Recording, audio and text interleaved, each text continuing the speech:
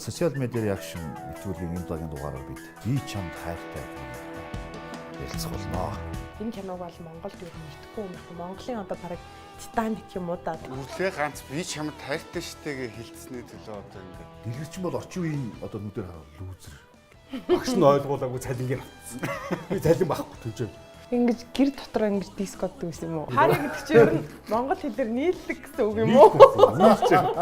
Магтаад байгаа юм шиг мөртөөл ингээд араас нь гарч ирээд байгаа. Илчтэй л тий. Эмзэг мэдрэмтгий орхигдсон гэж одоо 6 гээд дэлгүүр бүгд хаац тий. Гарьяа дэлгүүр хаацсан. Хаанаас сонгоо болох юм.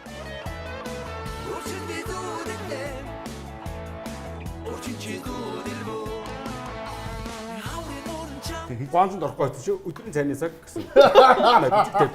Цогтуу хүн ингээд харахгүй шин хаалгадаг шууд.